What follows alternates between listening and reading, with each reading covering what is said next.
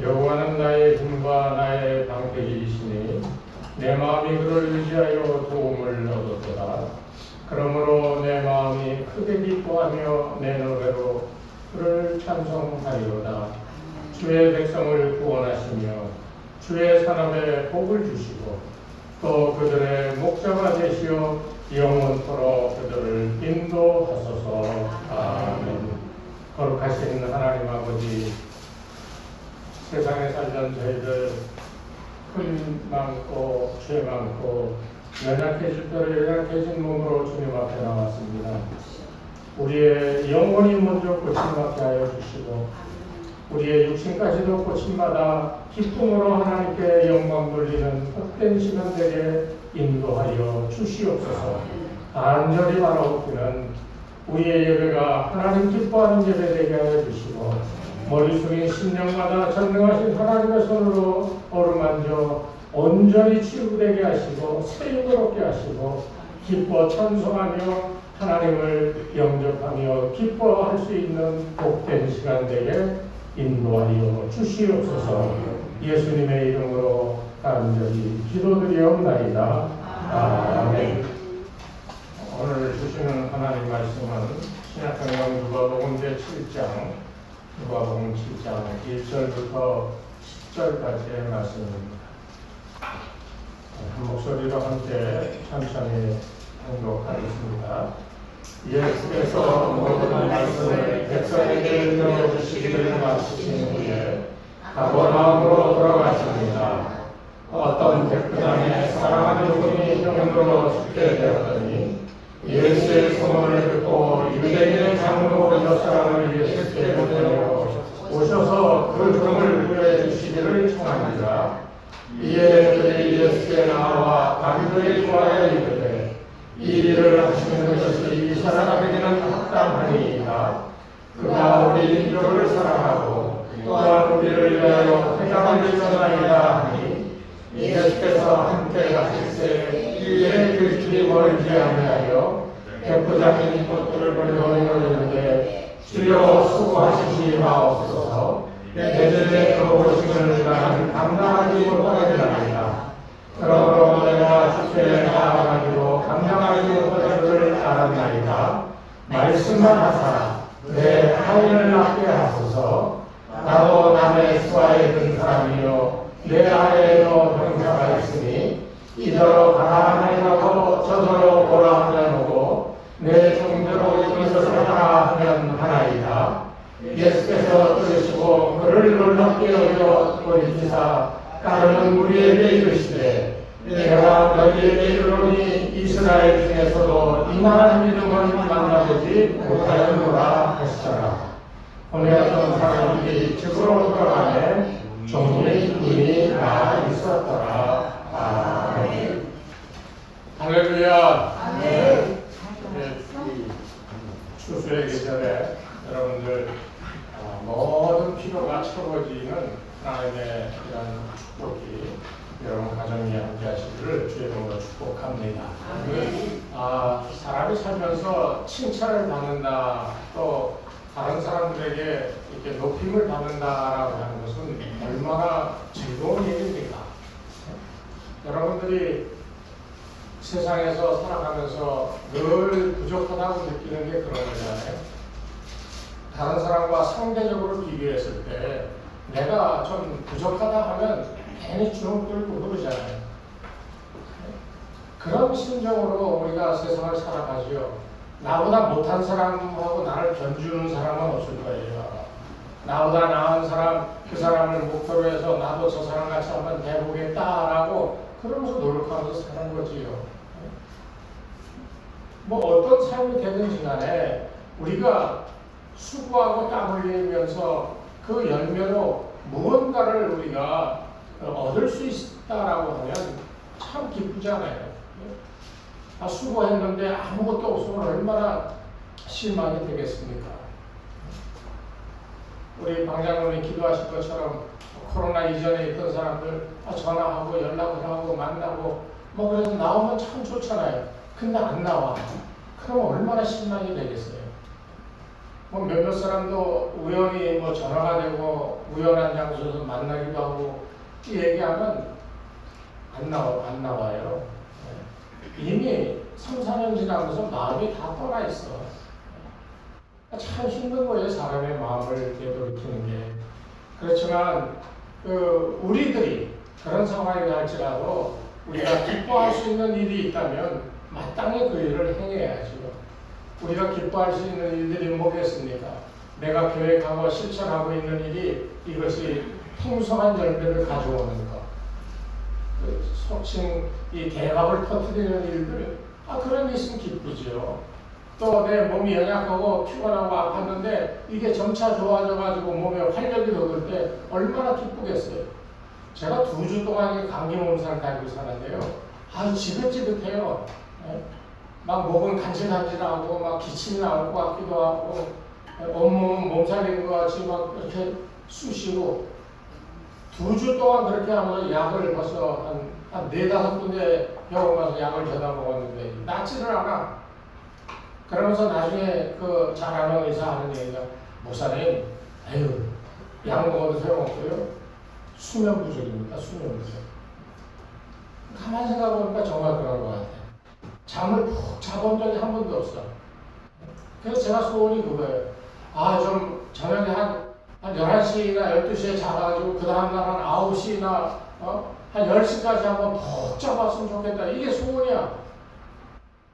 근데 잘 안 이루어지더라고요. 그게.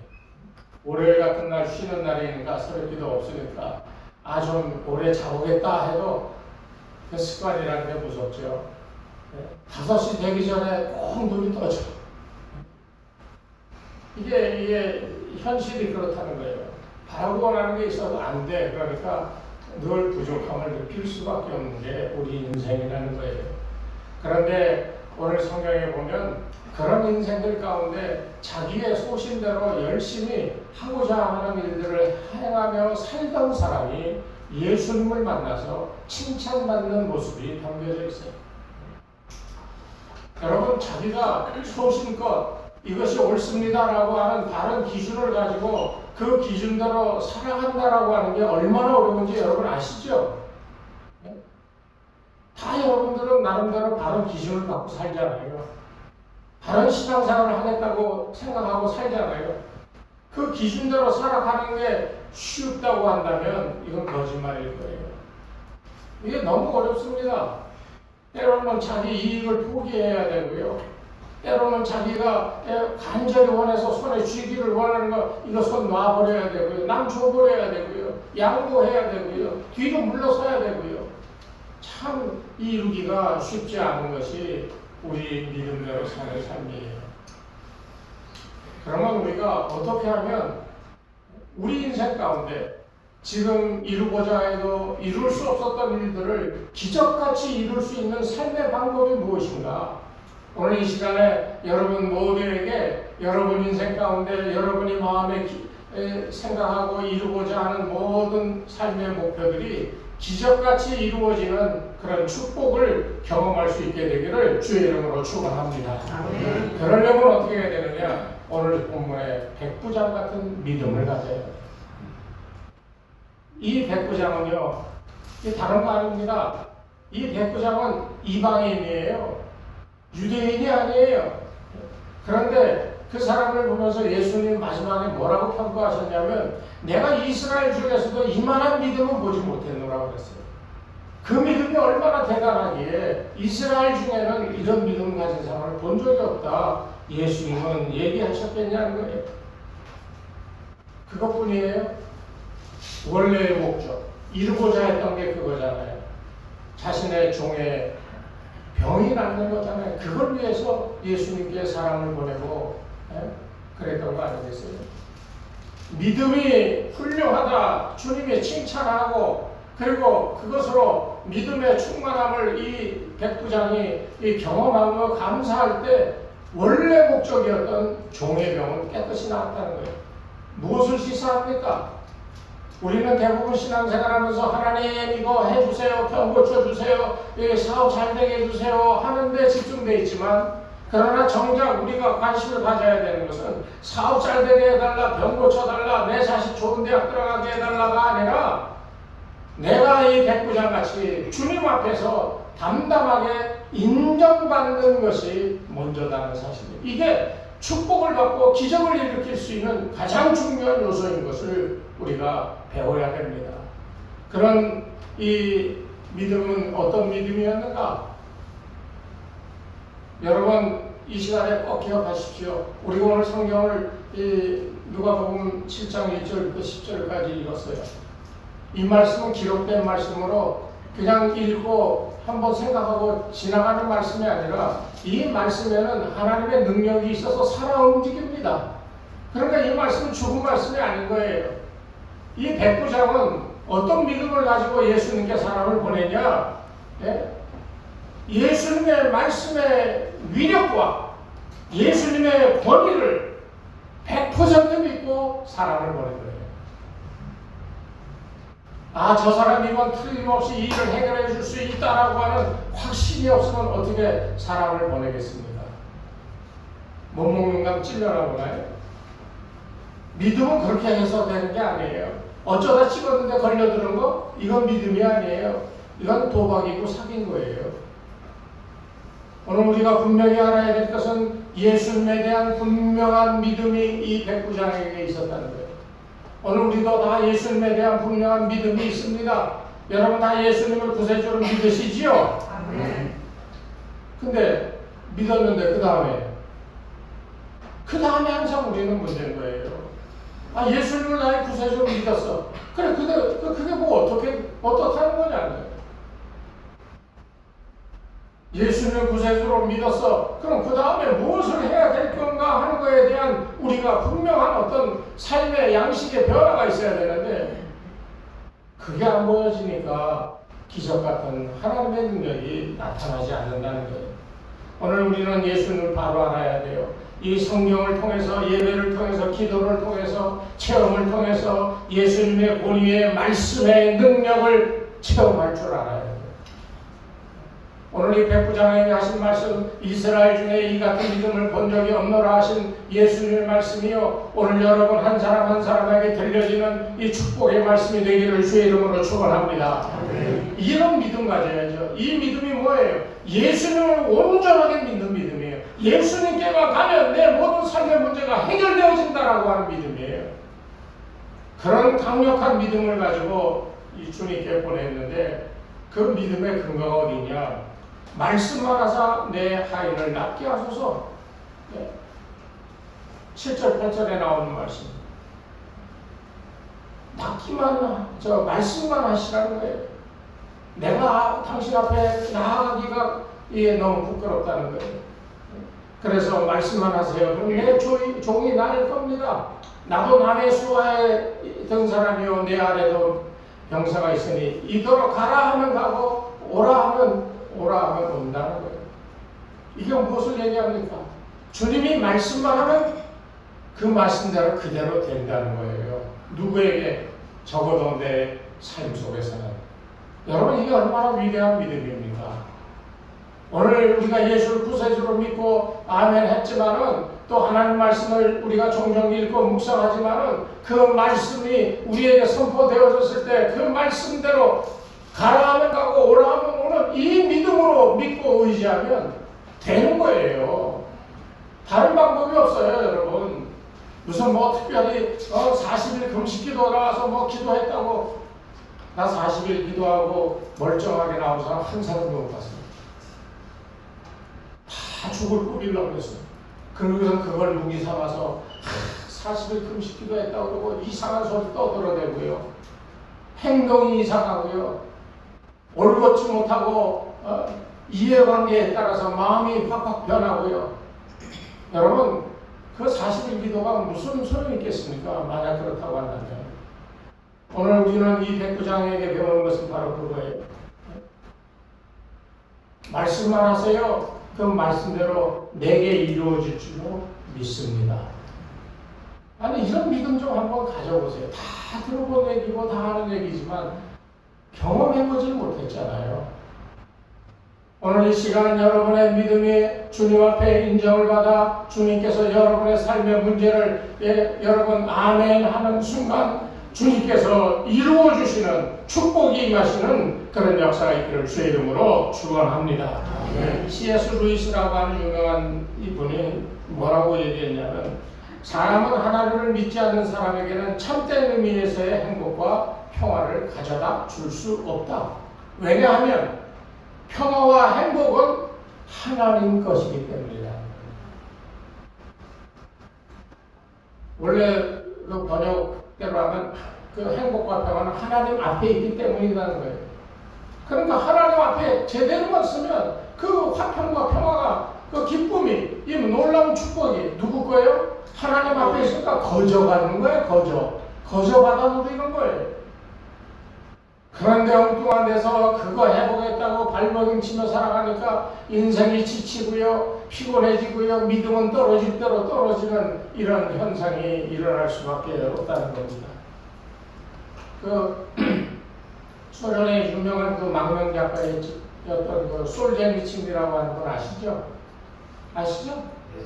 이 솔제니친이요, 이 연구를 했어. 소련이 6천만 명 이상의 사람을 죽여가면서 이 혁명을, 붉은 혁명을 이루었던 원인이 뭔가, 6천만 명을 숙청해서 죽였어요. 왜 그렇게 했나 하는 것을 이 솔제니친이 연구했다는 거예요.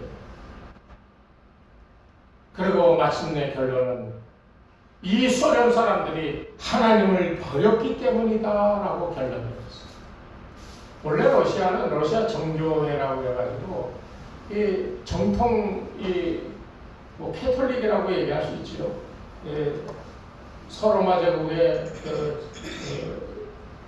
종교가 지금 오늘날 캐톨릭교의 중심을 이루고 있는데, 이 동방정교, 원래는 동방정교가 원래는 본래 이 원류예요. 그런데 그리스나 이쪽 그 동유럽 그리고 이 러시아에까지 이르도록 이 동방 종교가 아주 득세하고 그랬는데, 종교도 타락하고 황족들도 귀족들도 타락하면서 러시아가 뒤집혀진 거거든요. 그런데 그 과정에 생각해보세요. 우리나라 남한의 인구 그 모두를 다 싹 다 죽여버리는 그런 만행을 저지르고 공산주의 혁명을 한 거예요. 왜 그렇게 할 수 있었는가? 그 사람들은 하나님을 떠났기 때문에, 하나님을 버렸기 때문에, 죽은 사람도 그렇고 죽인 사람도 그렇고 하나님의 무서운 징계를 받게 되었다는 겁니다. 그러니까 여러분, 오늘부터 하나님 말씀을 한 구절이라도 읽으면서 등한히 하지 마십시오. 하나님이 지금 생생하게 지금 나에게 말씀하신다. 하나님의 권위를 인정하고요, 그 말씀을 믿음으로 아멘 받아 그 말씀을 묵상한 대로 실천할 수 있는 이런 능력도 가지고 살아가시길 바랍니다. 이 백부장의 믿음은 그런 믿음이었어요. 하나님을 믿고 예수님을 믿고 그분의 말씀의 권위가 어떠한지를 믿었기 때문에 말씀을 하십시오. 그럼 내 종이 낫겠나이다. 이게 보통 믿음입니까? 우리도 그런 믿음을 가지고 예수님의 말씀의 권위를 가지고 우리 삶을 치유받고 또 축복된 삶을 살아갈 수 있게 되기를 바랍니다. 두 번째, 이 백부장을 통해서 배워야 되는 것은 이 종과 백성들을 사랑하는 마음이에요. 그 유대인 장로들이 와서 예수님께 얘기할 때 뭐라고 그랬어요?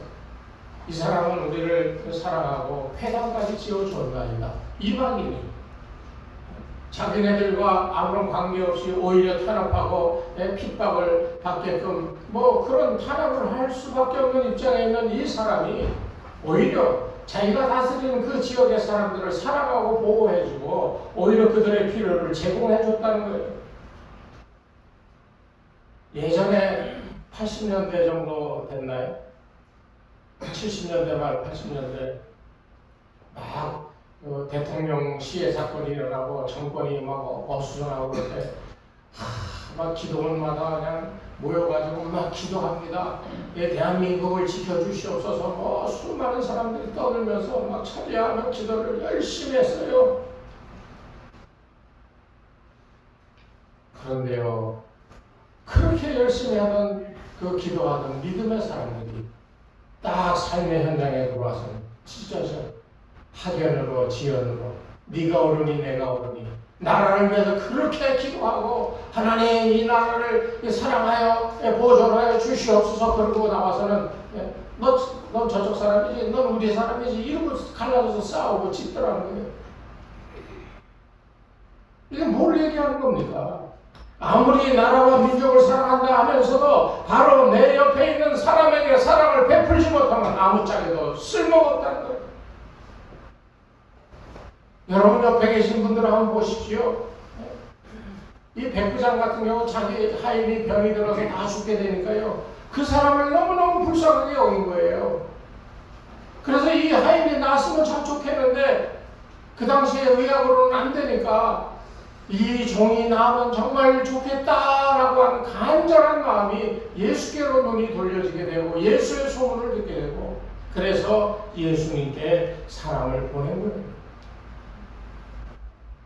그리고 부탁을 할 때 유대인의 장로들에게 부탁을 해서 그들이 예수님께 나와서 얘기했잖아요. 아니 이 콧대 높은 사람들이 그 사람이 부탁했다고 이해하고 가겠습니까? 평상시 얼마나 이 사람들에게 잘해주고 베풀어 줬는가. 이런 위급상하게 부탁했을 때 거절하지 않고 예수님께 나와서 대신해서 말을 전할 수 있는 이런 사람을 갖고 있었다라고 하는 것을 볼 때 정말 이 백부장은 성숙한 인격과 믿음을 갖고 있었다라고 얘기할 수 있어요. 지난주에 이 총회가 끝났습니다만 이제 실시간으로 이제 연락이 와요. 누가 이렇게 해서요, 뭐 이렇습니다. 받으면서 들어보면 평상시는 그렇게 아나무인격으로 매 이르고 다니던 사람이 총에 나가서 무슨 부장이니 뭐 이런 거 선거하는데 딱 모임 가는 장소에 탁 나와서 프랭카드를 걸어놓고 부흥사장 쫙 서가지고 오는 사람마다 탁 인사하고 선물도 주고 그 사람 됐게요 안 됐게요? 안 됐대요. 됐어. 천만도 안 봤어요. 근데 워낙 많은 걸 주머니에 넣어주니까 이게 되더라고요. 여러분 평상시에 정말 사랑하십시오. 멀리 뭐 거대한 걸 사랑하지 말고 옆에 있는 사람을 사랑하세요. 이 사람한테 잘해야 이 사람이 나중에 문제가 생겨서 내가 부탁할 때 그 부탁을 선선히 응답하여 그것을 실행해 줄 수가 있는 겁니다. 어떤 교인이 미국의 어느 교회 교인이요. 어떻게 하면 교회를 도울 수 있을까 하고 생각하다가 뭐 마땅히 할 게 없더래요. 가만 보니까 가끔씩 새로 나오는 청년들이 한둘씩 있더라는 거예요. 그래서 이 사람이 그 청년들을 매주 예배 끝나고 같이 만나서 얘기하면서 점심 사주면서 이렇게 평생을 그렇게 했다는 거예요. 세월이 지나 이 사람이 이제 생명이 다하여 이제 죽어 장례식을 치르는데요. 참으로 많은 사람들이 그 장례식에 참여했다는 거예요. 그 중에 90% 이상이 이 사람이 평생 예배 시간 끝나고 같이 얘기하며 점심을 먹었던 청년이었던 사람들이 전부 다 이 장례식에 참여했다는 거예요. 그러니까 이 사람은 자기 인생을 허투루 보낸 게 아니지요. 많은 사람을 전도했을 뿐만 아니라 살아생전의 그 선한 행위와 이 수고를 다른 사람들이 인정했다는 거예요. 다른 사람이 인정했으니 하나님이 오죽하시겠어요. 백부장에게 보여지는 믿음이 바로 그런 믿음이었습니다. 여러분들도 평상시에 선을 행하시고 그래서 다른 사람들이 여러분을 칭찬함으로 하나님 귀에까지 들려지는 이런 은혜가 충만하시기를 주의 이름으로 축원합니다. 세 번째 생각해야 될 것은 겸손한 신앙이에요. 아이고 주님 우리 집에 들어오는 거 아이고 하지 마세요. 이 유대 장로들에게 부탁을 해서 예수님께 가서 얘기했잖아요. 그러니까 예수님이 유대 장로들하고 같이 그 집으로 가고 있는 거예요. 그랬더니 다시 사람을 보내서 주여 수고하지 마옵소서. 내 집에 들어오심을 나는 감당치 못하겠나이다. 거기서 말씀만 하시면 내 종의 병이 나을 것이니, 이 말은 뭡니까? 안 오셔도 된다는 거잖아요. 무슨 배짱으로 이런 말을 했겠어요? 주님이 거기에서 바로 이 현장에서 종이 아파 누워있는 자리가 아니라 예수님이 계시는 현장에서 말씀 한마디만 하시면 이 종이 나을 것이라는 거잖아요. 왜 오지 못하겠어요? 나는 비천한 존재이기 때문에. 고귀하신 하나님이 이 자리에 오기에 너무나도 부끄럽다는 거예요. 불쌍히 여기옵소서 나는 죄인입니다 라고 고백하고 있다는 거예요. 여러분, 모세가요 애굽의 궁중에서 온갖 지식과 경험을 쌓고 훌륭한 장군이 되었을 때 그때 하나님이 그를 쓰지 않았어요. 광야로 쫓겨가서 거기서 40년 동안 세월을 보내면서 낮아질 대로 낮아진 그런 때에 모세를 부르셔서 이스라엘을 해방시키셨어요. 모세가 출애굽기 4장에 보면 그랬거든요. 나는 입이 뻣뻣하고 혀가 둔한 자니 주여 보낼 만한 사람을 보내십시오. 나는 그거 할 수 있지 못한다는 거예요. 그랬더니 하나님 쓰신 거예요. 여러분, 백부장의 이런 겸손한 믿음, 그리고 어디서든지 주님이 말씀만 하시면 내 삶의 현장에 꼭 필요로 되어지는 그 일에 하나님의 능력이 임하여 해결되어짐을 여러분들도 믿으시길 바랍니다. 마지막 한 가지 우리가 기억해야 될 부분이 또 하나 있는데, 여기 유대인 장로들이 예수님께 와서 얘기하는데 뭐라고 얘기하냐? 저가 유대 민족을 사랑하고 또한 우리를 위하여 회당을 지어나이다. 5절에 그렇게 얘기했거든요. 왜 이 사람은 유대인을 사랑하는 것으로 끝나지 않고 회당을 지어줬을까? 이 백부장이 아는 거예요. 백부장은 자기 밑에 군사를 100명을 거느린 우리식으로 얘기하면 한 중대장쯤 되는 사람이에요. 그러니까 중대장쯤 되는 사람은 자기 중대가 일사불란하게 움직이기 위해서는 서로 끈끈하게 임무에 대한 거나 맡아서 해야 될 일들에 대한 분담이 되어 있고, 그 일을 행할 때 이 톱니바퀴 물리듯이 착착착착 이루어져야 전투에서 이긴다는 걸 알고 그렇게 훈련을 계속했다는 거예요. 대부분 그렇게 훈련을 평상시 하잖아요. 왜 힘들게 평상시 그렇게 훈련을 합니까? 전쟁이 일어나면 훈련에 우리가 봤던 그것이 자기도 모르게 그렇게 나타나게 돼 있기 때문에 잠재적인 능력을 위하여 평상시 훈련을 하는 거예요. 여기 회당을 지어줬다라고 하는 말 우리가 관심을 가져야 됩니다.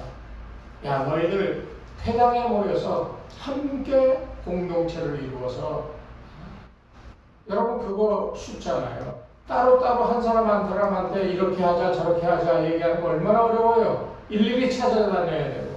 그러나 공동체를 만들어 놓고 거기에 모이게 한 다음에 거기서 한 번만 얘기하면 다 끝나는 거잖아요. 교회가 모여지는 이유도 여기 비슷한 이유가 있는 거예요. 성숙한 신앙을 가진 사람들은 교회 공동체를 사랑하고 이곳에 모이기를 갈망하는 거예요. 왜? 이곳에서 하나님이 한 번에 말씀하시는 그 말씀들이 우리에게 삶에 큰 영향을 주기 때문에, 그래서 피곤하고 지치고 좌절했던 인생들이 힘을 얻고 새로운 능력을 갖고 세상에 나가 살아가는 원동력을 가지게 되는 겁니다.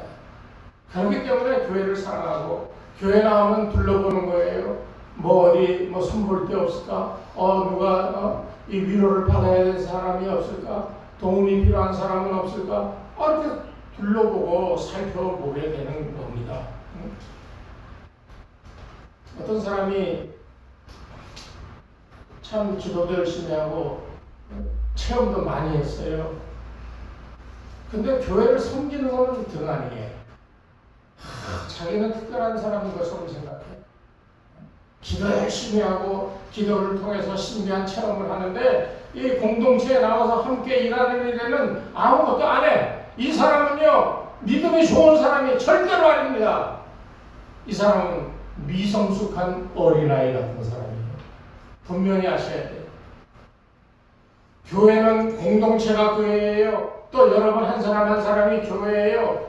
마음의 성전들이 모여서 이 보이는 교회를 이루어오는 거예요. 그렇기 때문에 여기에서 우리가 해야 될 것은 우리가 아직 부족하지만 부족한 것을 서로서로 도와 온전하게 만들어져가는 훈련이 진행되어지는 것이 교회라는 거예요.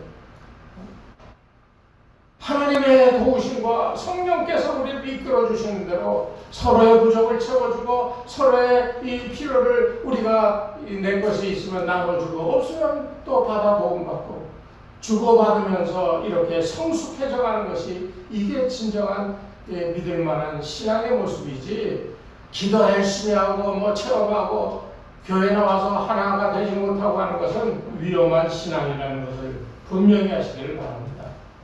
교회는 가정생활이나 사업에 위험을 당한 교인을 돌보고 그리고 하나님이 돌보십니다. 어렵다고 마냥 탄식만 하지 마시고 일하는 중에라도 잠시 잠깐 하나님 이 형편을 아시오니 도와주시옵소서. 주의 나라에 큰 일꾼으로 쓰임받게 주시옵소서. 여러분 이 기도만 하고 매일매일 살아도요 삶이 변하고 여러분 손으로 하는 일에 하나님이 담아주시는 축복의 무게가 달라질 수가 있다는 겁니다.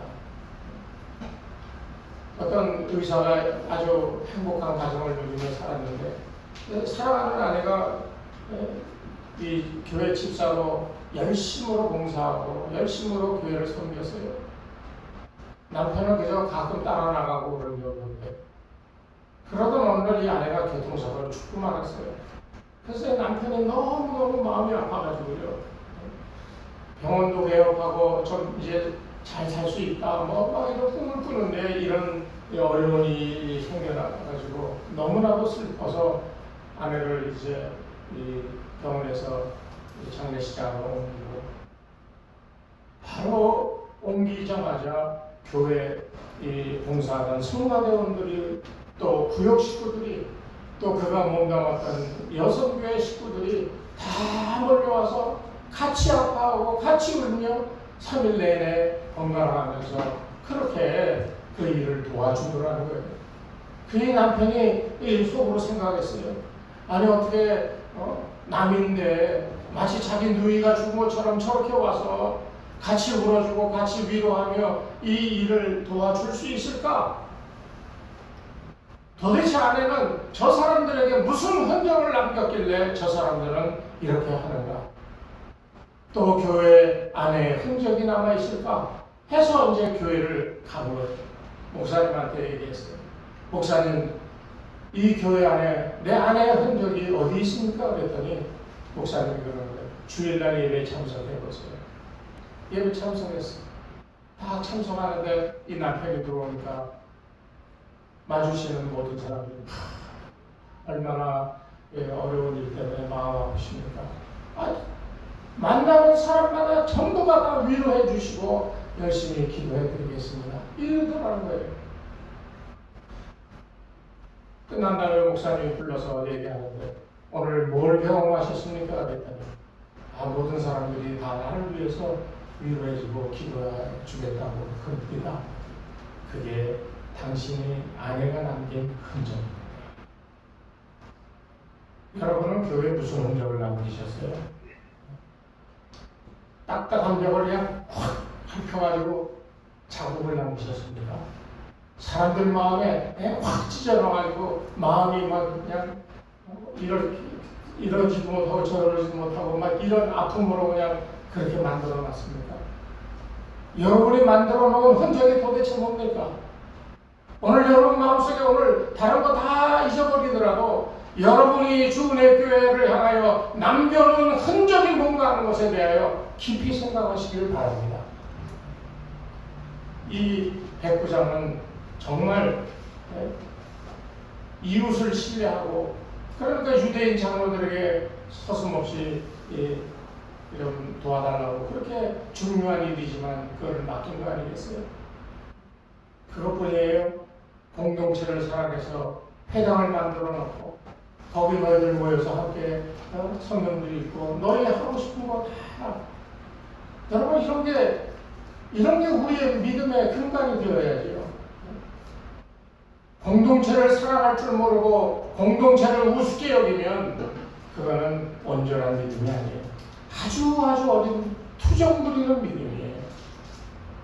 오늘 이 시간에 여러분의 이 삶의 믿음의 흔적이 이 교회에 어떤 모습으로 남겨져 있는가를 다시 한번 생각하세요.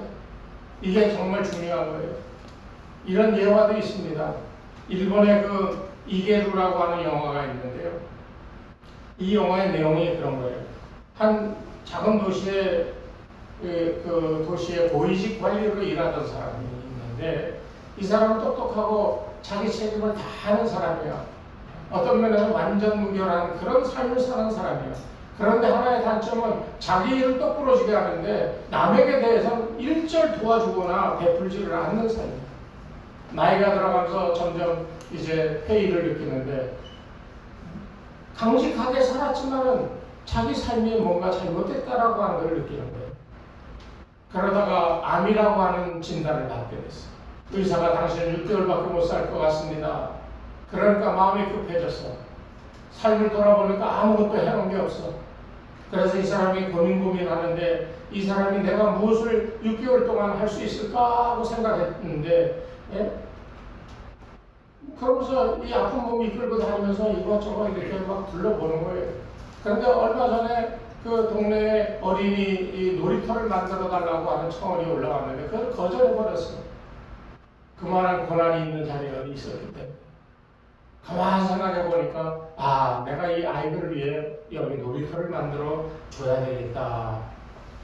6개월 동안요 그렇게 아프고 몸은 점점 쇠약해져 가는데 기쁜 마음으로 그 놀이터를 완성시켰어요. 그리고 그걸 보면서 희미하게 웃으면서 만족하며 이제 죽었다는 거예요. 이 사람이 죽은 다음에 그의 무덤가에 많은 어린이들이 꽃을 들고 와서 그 무덤가에 헌화했다는 겁니다.